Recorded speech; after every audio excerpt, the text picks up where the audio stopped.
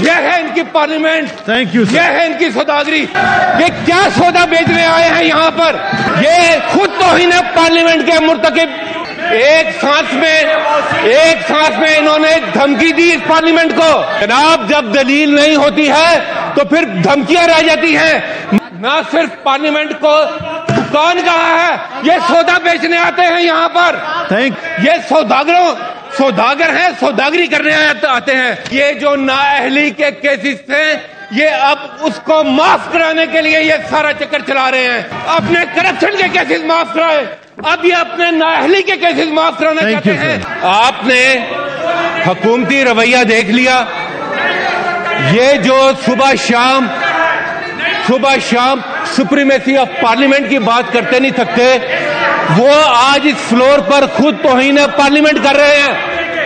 وہ یہاں پر کھڑے ہو کر اس پارلیمنٹ کو ایک دکان کے ساتھ تشبیہ دے رہے ہیں. یہ بتائیں کہ دکاندار کون ہے؟ یہ بتائیں کہ کیا سودا بیچنے آئے ہیں یہاں پر؟ سر نہیں, یہ بتائیں کہ یہ کیا سودا بیچنے آئے ہیں اس دکان میں جس کو یہ دکان کہہ رہے ہیں. یہ خود توہین پارلیمنٹ کے مرتکب. پلیز سن لیں چیئرمین صاحب, بھجوا دیا. چیئرمین صاحب, دوسرا, ایک سانس میں انہوں نے دھمکی دی اس پارلیمنٹ کو اور یہ کہا کہ ہم یہ بل پاس کروا کریں. جناب, جب دلیل نہیں ہوتی ہے تو پھر دھمکیاں رہ جاتی ہیں, مگر یہ خالی کھلی دھمکیاں ہیں. تیسری بات, چیئرمین صاحب, اس بل کی ضرورت کیوں پیش آئی یہ بتائیں سر اس کو کیا اس کا نمبر بن گیا؟ بیٹھ جائے آپ سر. پلیز تشریف رکھیں. ایسے نہیں چلے گا. پلیز تشریف رکھیں اپوزیشن سائیڈ اور ٹریجری کے دونوں ممبران, تاکہ میں بل کو لے سکوں. پلیز تشریف رکھیں. جی چیئرمین صاحب,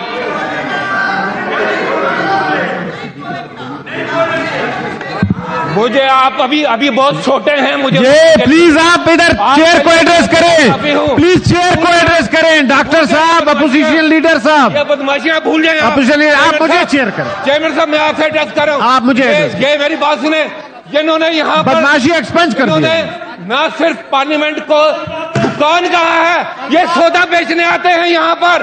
تھینک یو سر. سودا بیچنے آتے ہیں, اس لیے کہتے ہیں کہ پارلیمنٹ دکان ہے. یہ سوداگر ہیں. ہم تو پہلے دن سے کہہ رہے ہیں, ان کا نہ کوئی آئین سے تعلق ہے نہ کوئی قانون سے تعلق ہے. یہ سوداگر ہیں, سوداگری کرنے آتے ہیں, اور اس کے اندر بھی سوداگری ہو رہی ہے. یہ اس بل کے پیچھے کیا ہے؟ اس بل کے پیچھے کوئی ریویو کی بات نہیں ہے. چیئرمین صاحب, اس بل کے پیچھے کوئی ریویو کی بات نہیں ہے. سر انشاءاللہ قانون سازی نمبرز پہ ہوتے ہم کر لیں گے. اس بل کے پیچھے صرف ایک بات ہے, وہ یہ ہے کہ یہ جو نااہلی کے کیسز تھے, یہ اب اس کو معاف کرانے کے لیے یہ سارا چکر چلا رہے ہیں. ان کا کوئی انٹرسٹ نہیں ہے. یہ پہلے انہوں نے اپنے کرپشن کے کیسز معاف کرائے, اب یہ اپنے نااہلی کے کیسز معاف کرانا چاہتے ہیں. کیونکہ پاکستان کے عوام فیصلہ کر چکے ہیں کہ عمران خان کو وہ اپنا قائد مان چکے ہیں. تحریک انصاف کے ساتھ وہ کھڑے ہو چکے ہیں, اور الیکشن میں یہ جتنا مرضی ڈیلے کریں, ان کو نظر آتا ہے کہ ان کو بری طرح سے وہاں پر شکست ہونے جا رہی ہے. ڈپٹی اسپیکر قاسم سوری نے بھی ایک رولنگ دی تھی, تو وہ رولنگ پھر کس طرح ختم ہوگی؟ اس وقت پارلیمنٹ سپریم نہیں تھی. اس دن تو رات کو کورٹ کھلی. ایک رپورٹ آج پریزنٹ کی گئی الیکشن. ڈاکٹر صاحب ایک سیکنڈ, ایک ڈاکٹر لال چند صاحب ایم پی ہیں, سندھ اسمبلی سے آئے ہوئے ہیں, رائٹ سائڈ پہ بیٹھے ہیں. Welcome to the. جی ڈاکٹر صاحب. الیکشن کمیشن کے حوالے سے پارلیمانی کمیٹی کی ایک رپورٹ آج پیش کی گئی, اور جو ظاہر ہے کہ وہ الیکشن کے حوالے سے تھی. اس کے ساتھ ایک لیٹر لگا ہوا ہے. یہ لیٹر چیف الیکشن کمشنر کا لکھا ہوا ہے, اور یہ آپ کے نام ہے. اور اس لیٹر کو آپ دیکھیں, اس کی آپ لینگویج دیکھیں, اس کی آپ انٹینشن دیکھیں, تو آپ کو پتہ چل جائے گا, وہ سب کچھ نظر آ جائے گا جو آج الیکشن کمیشن اس ملک میں کر رہا ہے. جناب چیئرمین, اس کے پیرا میں الیکشن کمیشن وہی کہہ رہا ہے جو توہین عدالت کے زمرے میں آتا ہے. الیکشن کمیشن عدالت کو بتا رہا ہے کہ ہاں 90 دن کے اندر الیکشن ہونا چاہیے، مگر اس کے بعد ساری آگے اگر مگر ہے، اس کے بعد سب اگر مگر ہے. یعنی کہ آئین تو کہتا ہے کہ اسمبلی ڈیزولوشن کے بعد 90 دن کے اندر الیکشن ہونا چاہیے، اس کے بعد الیکشن کمیشن کہتا ہے اگر مگر. جناب چیئرمین، دوسری بات، دوسرے پیرے میں وہ اس اگر مگر پہ روشنی ڈالتا ہے. وہ کہتا ہے کہ اس کے لیے ضروری ہے کہ ایک کنڈیوسو انوائرمنٹ ہو. اس میں ہے سارا مدعا. جو کنڈیوسو انوائرمنٹ یہ چاہتے ہیں وہ ان کو نہیں ملے گی، کیونکہ اب پاکستان کے عوام فیصلہ کر چکے ہیں کہ عمران خان کو وہ اپنا قائد مان چکے ہیں، تحریک انصاف کے ساتھ وہ کھڑے ہو چکے ہیں، اور الیکشن میں یہ جتنا مرضی ڈیلے کریں ان کو نظر آتا ہے کہ ان کو بری طرح سے وہاں پر شکست ہونے جا رہی ہے. یہ جو کنڈیوسو انوائرمنٹ مانگ رہے ہیں کہ جس میں تحریک انصاف الیکشن نہ جیتے، وہ ممکن نظر نہیں آ رہا، لہذا ان کو الیکشن بھی ممکن نظر نہیں آ رہا. ہر روز پہلے یہ تاریخ آگے لے کر جاتے تھے، پھر یہ مہینے آگے لے کر کے، اور اب یہ سال آگے لے جانے کی بات کر رہے ہیں. تو یہ جو کنڈیوسو انوائرمنٹ جس کی بات الیکشن کمیشن کر رہا ہے، یہ سارا جو انوائرمنٹ کریٹ کیا گیا ہے یہ اسی حوالے سے کیا گیا ہے. تیسری بات چیئرمین صاحب، اسی میں انہوں نے لکھا ہے کہ جیسے یہاں پر پارلیمنٹ میں کھڑے ہو کر تحریک انصاف کے لوگوں کو دھمکیاں دی جاتی ہیں، اسی طرح اب الیکشن کمیشن بھی دھمکی دے رہا ہے. یعنی کہ اگر الیکشن کمیشن وقت پر الیکشن نہ کرائے، اگر الیکشن کمیشن تیار نہ ہو الیکشن کرانے کے لیے، اور کوئی اس کو تنقید کرے اس پر، تو وہ یہ کہتے ہیں کہ ہماری توہین ہو گئی ہے. یعنی کہ الیکشن نہ کرانے سے ان کی توہین نہیں ہوتی، اس کی طرف توجہ دلانے سے ان کی توہین ہو جاتی ہے. تو اس میں انہوں نے تیسرا پیرا میں بڑے فصاحت کے ساتھ یہ اپنا اختیار بتایا. اور اس کا نشانہ کون ہے؟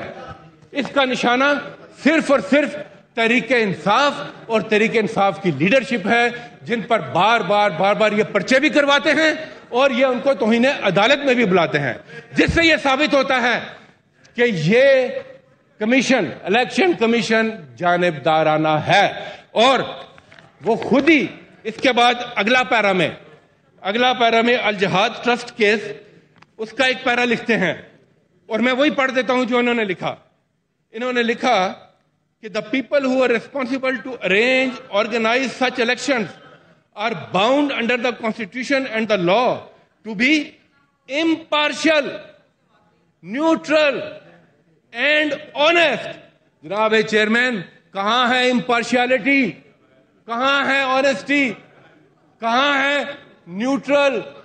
یہ جانبدارانہ الیکشن کمیشن ہے، اور یہ اسی کنڈیوسو انوائرمنٹ کے انتظار میں ہے جو ان کو کبھی نہیں ملے گی.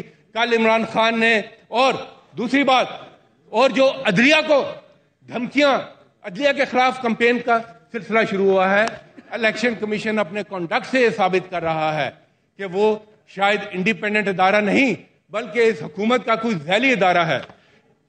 ایگزیکٹو آج پارلیمنٹ کے پیچھے چھپ کر توہین عدالت کر رہی ہے اور پارلیمنٹ کو استعمال کرنے کی کوشش کی جا رہی ہے. بار بار ہم سنتے ہیں سپریمیسی آف پارلیمنٹ.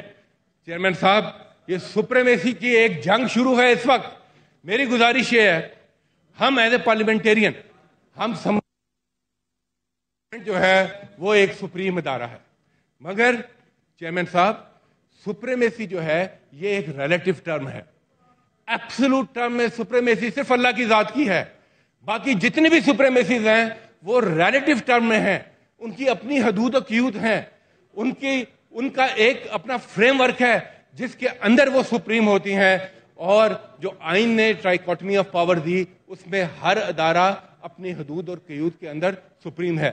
اگر آپ یہ کہتے ہیں کہ جناب ایک سو موٹو جائز اور دوسرا سو موٹو ناجائز، میں سمپل بات کرتا ہوں، ٹھیک ہے, ہم ایک سیکنڈ کے لیے for the sake of discussion ہم آپ کی بات تسلیم کر لیتے ہیں کہ جو پارلیمنٹ نے کہہ دیا بس وہ حرف آخر ہے.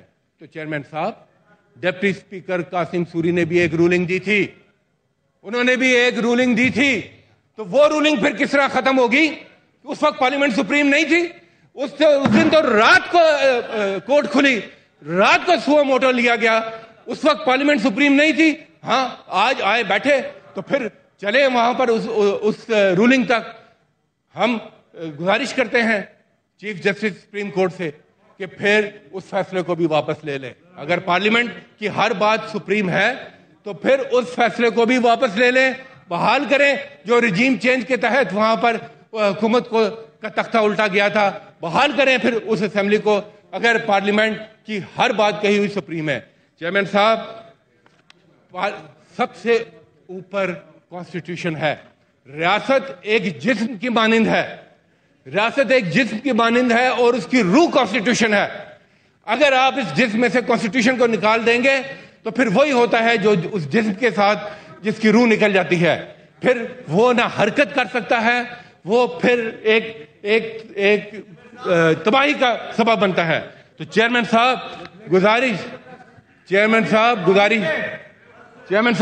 یہ ہے کہ بس کریں آئین کے ساتھ کھلواڑ, بس کریں پارلیمنٹ کو استعمال کرنا اپنے مفادات کے لیے, ایگزیکٹو بس کرے پارلیمنٹ کے پیچھے چھپنے کو. اور اگر یہ پارلیمنٹ آئین اگر آپ کو کوئی چیز آئین سے, اس میں کوئی شک نہیں کہ آئین پارلیمنٹ بناتی ہے, مگر جب آئین بن جاتا ہے تو پھر ہر کوئی انکلوڈنگ پارلیمنٹ اس آئین کے دائرہ کار کے اندر رہ جاتا ہے. ہاں, پارلیمنٹ کو ایک ایج حاصل ہے کہ اگر وہ سمجھے کہ ہاں یہ چیز مناسب نہیں ہے تو اس کا طریقہ کار خود آئین میں موجود ہے کہ آپ آئینی ترمیم لے آئیں, یہ اختیار ضرور حاصل ہے. مگر آپ نہ قراردادوں سے آئین کے آرٹیکلز کو چینج کر سکتے ہیں, نہ تقریروں سے آئین کے آرٹیکلز کو چینج کر سکتے ہیں, نہ ہی سمپل لیجسلیشن سے آئین کے آرٹیکلز کو چینج کر سکتے ہیں. اور یہ تینوں کوششیں اس وقت ہو رہی ہیں. مقصد کیا ہے؟ آخری بات, مقصد کیا ہے سر؟ اس سارے یہ جو رام کہانی اس وقت ہمیں نظر آ رہی ہے, جو ملک کے ساتھ کھلواڑ ہو رہا ہے, جو ایک تماشا بنا ہوا ہے دنیا میں, نہ سر ہے نہ پاؤں ہے, نہ کوئی حکومت نام کی چیز. ٹھیک کہا کہ جناب پنجاب جیسے صوبے میں کون ہے ادھر, کون سی حکومت ہے وہاں پر اس وقت؟